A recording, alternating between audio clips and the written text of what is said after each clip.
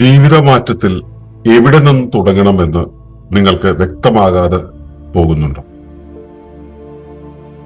അതിനുള്ള വിദ്യ pattern shift protocol, അതാണ് നമ്മുടെ ഇന്നത്തെ വിഷയം.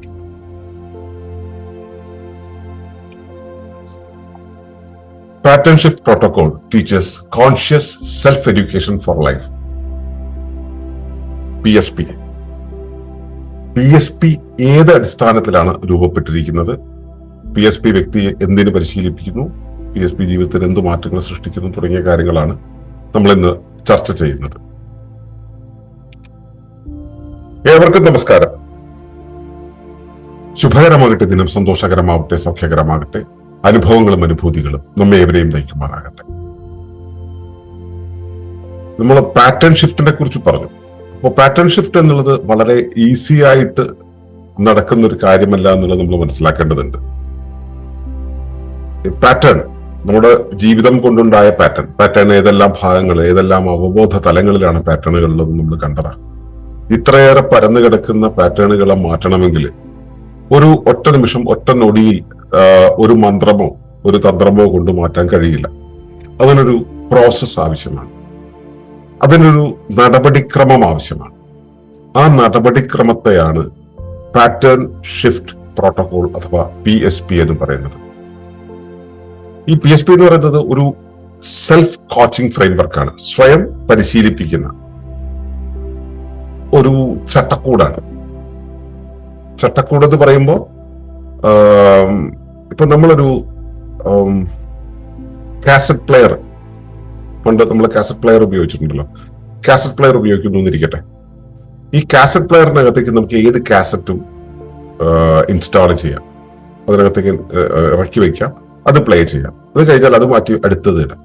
ഇതുപോലെ ഈ ഫ്രെയിംവർക്കിനകത്തേക്ക് നമ്മുടെ ആവശ്യത്തിനനുസരിച്ച് നമ്മളിൽ മാറ്റങ്ങൾ വരുത്താനുള്ള പലതരം മൊഡ്യൂളുകൾ കയറ്റി നിർത്താൻ കഴിയുന്നതാണ് ഈ PSP എന്ന് പറയുന്നത്. അത് ബോധപൂർവം നമ്മെ മാറ്റിയെടുക്കാനുള്ള ഒന്നാണ്. ഇതിപ്പോ നമ്മൾ അറിയാതെ എന്തെങ്കിലും ഒരു ഔഷധമോ അല്ലെങ്കിൽ ഒരു തന്ത്രമോ ഉപയോഗിച്ചുകൊണ്ട് ഒരാളെ DBT എന്ന രീതിയല്ല.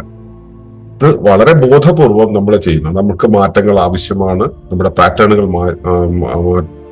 മാറേണ്ടത് ആവശ്യമാണ് എന്ന് അറിയുന്നവർ സ്വയം ചെയ്യുന്ന ഒരു പുനർക്രമീകരണമാണ്, ജീവിതത്തിന്റെ പുനർക്രമീകരണമാണ്. ഈ പുനർക്രമീകരണം നടക്കുന്നത് നമുക്ക് ഇങ്ങനെ ഒരു തോന്നലുണ്ടായിട്ട് വെറുതെ ചെയ്യുന്നത് പോലെയല്ല. ഇപ്പൊ എന്റെ ചായകുടി ശീലം മാറ്റണം, എന്നാ പിന്നെ ചായകുടി ശീലം മാറ്റിയേക്കാം എന്നൊരു തീരുമാനം എടുക്കുന്നത് കൊണ്ട് ചിലപ്പോൾ മാറ്റം ഉണ്ടാവണമെന്നില്ല. അങ്ങനെ എത്രയോ തീരുമാനങ്ങൾ എടുക്കുന്നത് മാറ്റം ഉണ്ടാവുന്നില്ല.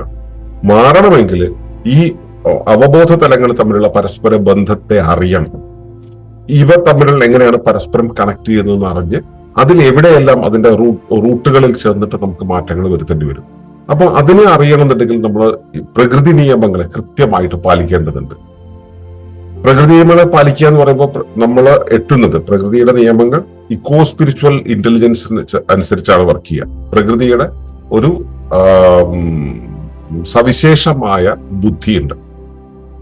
ആ സവിശേഷ ബുദ്ധിക്ക് അകത്താണ് നമ്മൾ ജീവിക്കുന്നത്, അല്ലെ? ആ സവിശേഷ ബുദ്ധിയുടെ നിയമങ്ങൾക്കനുസരിച്ച് മാത്രമേ നമുക്ക് മാറാൻ കഴിയൂ.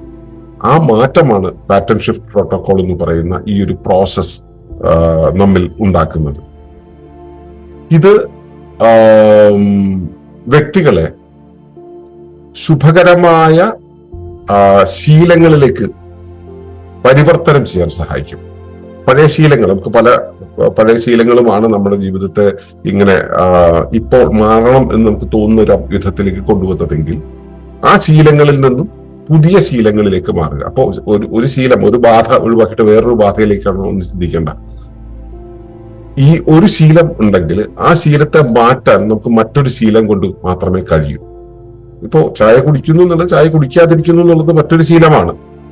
ആ രീതിയിൽ ചായ കുടിക്കുന്നു എന്ന ശീലത്തിൽ നിന്നും കുടിക്കാതിരിക്കുക എന്നുള്ള ശീലത്തിലേക്ക് ഷിഫ്റ്റ് ചെയ്യുന്ന ഒരു പാറ്റേൺ നമ്മൾ ഇറക്റ്റ് ചെയ്യുമ്പോൾ മാത്രമേ അത് കൃത്യമായിട്ട് വർക്ക് ചെയ്യുള്ളൂ. അങ്ങനെ ചെയ്യുന്ന സമയത്ത് നമുക്ക് നമ്മുടെ ഉള്ളിൽ ഉണ്ടാകുന്ന ഒരു കാര്യം എന്ന് പറയുന്നത് വളരെയധികം ക്ലാരിറ്റി ഉണ്ടാവും. നമുക്ക് എന്താണ് ഈ ശീലം, എന്താണ് ആ ശീലം, ഈ ശീലത്തിൽ നിന്ന് ആ ശീലത്തിലേക്ക് മാറുമ്പോൾ നമ്മളെ സ്വാധീനിക്കുന്ന ഘടകങ്ങൾ എന്തൊക്കെയാണ്, എവിടെയെല്ലാം നമുക്ക് ബുദ്ധിമുട്ടുകൾ തോന്നുന്നുണ്ട്, അതിനെ നമ്മൾ എങ്ങനെയെല്ലാം അതിജീവിക്കണം തുടങ്ങിയ കാര്യങ്ങളെ നമുക്ക് എന്ത് ചെയ്യണം എന്ന് അറിയാതെ നിൽക്കുന്ന ഒരവസ്ഥയിൽ നിന്നും മാറി അത് എന്താണെന്ന് അറിയുന്ന ഒരു അവസ്ഥയിലേക്ക് ഉള്ള ഒരു ക്ലാരിറ്റി ഉണ്ടാക്കി തരിക എന്നുള്ളതാണ് ഇതിൽ പ്രധാനമായിട്ടും സംഭവിക്കുക. അങ്ങനെ സംഭവിക്കുന്ന സമയത്ത് നമ്മൾ ഈ ഒരു തോന്നൽ ഉണ്ടാകുമ്പോൾ, ഒരു ട്രിഗർ ഉണ്ടാകുന്ന സമയത്തെല്ലാം വളരെ കൃത്യമായിട്ട് വളരെ ബോധപൂർവം അതിനോട് പ്രതിനില കൊള്ളുവാൻ നമുക്ക് തോന്നും. ഒരു ചായ കുടിക്കാൻ തോന്നുമ്പോൾ, ചായ എന്നുള്ളൊരു ഉദാഹരണം പറയുന്നതാണ്, ചായ കുടിക്കാൻ നമുക്ക് തോന്നുന്ന സമയത്ത് അത് എന്തുകൊണ്ടുണ്ടാവുന്നു, എവിടെ ഉണ്ടാവുന്നു, എത്ര ഉണ്ടാവുന്നു, അത് ഉണ്ടാകുമ്പോൾ എന്തുണ്ടാവുന്നു, ഉണ്ടാകാതിരിക്കുമ്പോൾ അല്ലെങ്കിൽ അതിനോട് റെസ്പോണ്ട് ചെയ്യാതിരിക്കുമ്പോൾ എന്തുണ്ടാവുന്നു എന്ന് അറിഞ്ഞുകൊണ്ട് അതിനോട് ബോധപൂർവം ഇടനില കൊള്ളുവാനുള്ള ഒരു പാകത്തിലേക്ക് നമ്മളെ മാറ്റിയെടുക്കുന്നതാണ് PSP ചെയ്യുന്നത്. അങ്ങനെ വരുമ്പോൾ നമുക്ക് ബോധപൂർവം ലക്ഷ്യപൂർവം നമ്മൾ ഉദ്ദേശ്യം എന്താണോ അതിനനുസരിച്ച് നമുക്ക് ജീവിക്കാൻ കഴിയും. ഇങ്ങനെ ഉണ്ടാക്കിയിട്ടുള്ള ഒരു സ്ട്രക്ചേർഡ് ആയിട്ടുള്ള സെൽഫ് എഡ്യൂക്കേഷൻ ആണ് ഈ PSP എന്ന് പറയുന്നത്. സ്വയം ബോധ്യപ്പെടുക. ആ സ്വയം ബോധ്യപ്പെടാൻ ചില ടൂളുകൾ ഉണ്ട്, അവയെക്കുറിച്ച് നമുക്ക് വരും ദിവസങ്ങളിൽ സംസാരിക്കാം. ആ ടൂളുകൾ നമ്മൾ ഉപയോഗിച്ചുകൊണ്ട് സ്വയം ബോധ്യപ്പെട്ട് ഫുൾ ടൈം നമ്മൾ അവെയർ ആയിട്ട് കോൺഷ്യസ് ആയിട്ട് നിൽക്കുന്ന ഒരവസ്ഥ. ഈ ജീവിതം എന്ന് പറയുന്നത് ശരിക്കും ഇങ്ങനെ ജീവിച്ചു തീർക്കേണ്ട, ജീവിതം കൊണ്ട് നമ്മൾ പലതും പഠിക്കും. ഈ ജീവിതം പഠിക്കുന്നതിന് പകരം നമ്മൾ മറ്റു പലതും പഠിച്ചിട്ട് ജീവിതത്തെ വേറൊരു ഷേപ്പിലാക്കി വെച്ചിട്ടുണ്ട്. അപ്പോ അത് വെറുതെ ജീവിച്ചു തീർക്കുകയല്ല, യഥാർത്ഥ ജീവിതത്തെ പഠിക്കുകയും അതിനകത്തേക്ക് നമ്മുടെ ഇപ്പൊ മാറി നിൽക്കുന്ന അവസ്ഥയിൽ നിന്നും ഒരു വഴിതിരിയൽ ഉണ്ടാവുകയും ചെയ്യുക എന്നുള്ളതാണ് നമുക്ക് ആവശ്യം. അപ്പൊ അതിലേക്ക് എത്തിക്കാനാണ് PSP നമ്മളെ സഹായിക്കുന്നത്. അപ്പോ ഈ PSP എന്ന് പറയുന്നത് ഞാൻ പറഞ്ഞത് ഒന്നുകൂടെ ഓർമ്മ വയ്ക്കുക, പ്രകൃതി നിയമങ്ങളെ അടിസ്ഥാനപ്പെടുത്തിയാണ് ഇത് രൂപപ്പെട്ടിട്ടുള്ളത്. അതില് ലൈഫ് സെൻട്രിക് ആണ്.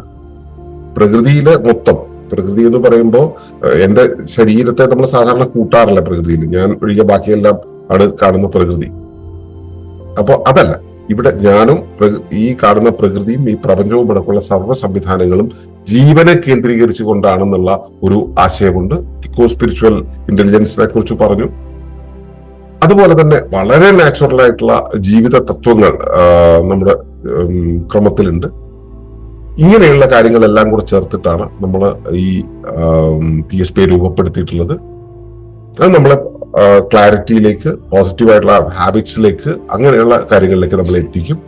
അത് നമ്മുടെ ശീലത്തെ മൊത്തം പുനഃക്രമീകരിക്കും, നമുക്ക് ക്ലാരിറ്റി ഉണ്ടാക്കി തരും, നമ്മുടെ റെസ്പോൺസസ് വളരെ ക്ലിയർ ആവും. ഈ വിധത്തിലാണ് ഉണ്ടാവുന്നത്. അപ്പോ ജീവിതത്തിന്റെ ഒരു എക്സ്പെർട്ടൈസ് ഉണ്ടല്ലോ, ജീവിക്കാനുള്ള എക്സ്പെർട്ടൈസ് ഉണ്ടല്ലോ, ഇത് വികസിപ്പിക്കുകയാണ് സത്യത്തിൽ PSP ചെയ്യുന്നത്. അത് ഒരു ആന്തരിക പരിവർത്തനമാണ് ഉണ്ടാക്കി തരുന്നത്, പുതിയൊരു ശീല രൂപീകരണമാണ് ഉണ്ടാക്കുന്നത്, വ്യക്തതയുള്ള ഒരു ജീവിതമാണ് ഉണ്ടാക്കി തരുന്നത്, ബോധപൂർവം കാര്യങ്ങളെ തിരഞ്ഞെടുക്കാൻ പാകത്തിലേക്ക് കൊണ്ടുപോവുകയാണ് ചെയ്യുന്നത്. ഇത് പല ടൂളുകൾ ഉപയോഗിച്ചിട്ടാണ് നമ്മൾ ചെയ്യുക. ആ ടൂളുകൾ എന്തെന്ന് നമുക്ക് വരും ദിവസങ്ങളിൽ കൃത്യമായിട്ട് മനസ്സിലാക്കാം. അതുവരേക്കും നിങ്ങളുടെ ജീവിതത്തിൽ അങ്ങനെ ഒരു ശീലമാറ്റത്തിന്റെ ഒരു ആവശ്യകത ഉണ്ടോ എന്നുള്ളതും പരിശോധിക്കുക. ആ പരിശോധനയുടെ റിസൾട്ടുമായിട്ട് നമുക്ക് നാളെ വീണ്ടും പുതിയ വിഷയങ്ങളിലേക്ക് കടക്കാം. അതുവരേക്കും നന്ദി, നമസ്കാരം. തുടർന്ന് കാണുന്നതിന് മുമ്പായി ഈ വിഷയം ഇഷ്ടമായെങ്കിൽ ഒന്ന് ലൈക്ക് ചെയ്യുക, കമന്റ് ചെയ്യുക, ഷെയർ ചെയ്യുക. നിങ്ങൾ പ്രകൃതിയെ ഇഷ്ടപ്പെടുന്നുവെങ്കിൽ ഈ ചാനൽ ഒന്ന് സബ്സ്ക്രൈബ് ചെയ്യുക.